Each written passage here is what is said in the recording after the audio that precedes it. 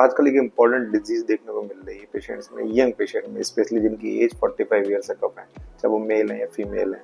ऐसे patient normally casualty emergency में present कर रहे हैं और उनको स्ट्रोक हो गया, एक तरह की फालिज हो गई है, चाहे उनकी नस ब्लॉक हो गई हो या नस रप्चर हो गई हो ब्रेन की। ऐसे पेशेंट क्यों ज़्यादा बढ़ रहे हैं, कॉमन क्यों हो रहे हैं? एक तो स्ट्रेसफुल लाइफ, दूसरा पेशेंट में अल्कोहल इनटेक, या फिर पेशेंट हाइपरटेंसिव है, या फिर वो पेशेंट ड्रग अब्यूज है, डायबिटिक पेशेंट है, या फिर वो स्मोकिंग बहुत ज़्यादा करते हैं। ये सारे पेशेंट रिस्क पे रहते हैं जिनमें अर्ली स्ट्रोक के फीचर मिलते हैं। तो कुछ पेशेंट में आपने सुना होगा कि हाइपरटेंशन, सर हाइपरटेंशन जब ब्लड प्रेशर बढ़ता है तब दवाई ले लेते हैं। ऐसा नहीं करना होता है। अगर किसी को हाइपरटेंशन डायग्नोज हो गया तो उसकी दवाई ले। ये सब ऐसे रीज़न है जिनको मॉडिफाई किया जा सकता है। बहुत सारे स्ट्रोक के पेशेंट कंजर्वेटिव मैनर में रहते हैं, लेकिन यंग पेशेंट आप सोचिए जिसकी एज 45 ईयर से कम है और उसको एक तरह की हेमीप्लेजिया हो गई, वीकनेस हो गई, उसकी लाइफ कितनी डिफिकल्ट है कि उसके लिए केयर करना बहुत डिफिकल्ट है उसका।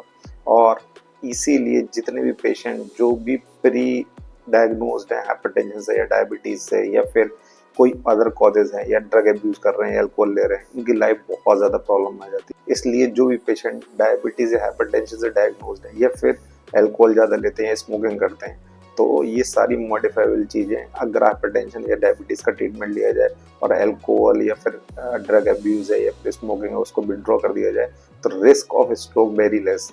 तो इसलिए जो भी पेशेंट रिस्क पे हैं उनमें हमेशा याद रखना चाहिए कि अगर ऐसा कोई भी इंसिडेंट होगा तो लाइफ बहुत प्रॉब्लम आ जाएगी। इसलिए कुछ पेशेंट में हमें सर्जरी भी करनी पड़ती है। सर्जरी करने में बहुत बड़ी बड़ी सर्जरी होती है जिसमें हम पूरी बोन भी हटा देते हैं लाइफ बचाने के लिए। लेकिन आप समझिए अगर कोई पेशेंट ऑलरेडी डायग्नोज्ड है किसी भी डिजीज के लिए और अगर प्रॉपर ट्रीटमेंट ले तो रिस्क ऑफ स्ट्रोक बहुत कम हो जाता है। इसलिए कोई भी पेशेंट, चाहे वो प्रीक्लेम्शिया का है या फिर हाइपरटेंशन का या डायबिटीज का है या फिर अल्कोहल इंटेक बहुत ज़्यादा लेता है, ये सारे पेशेंट रिस्क पे रहते हैं स्ट्रोक के लिए।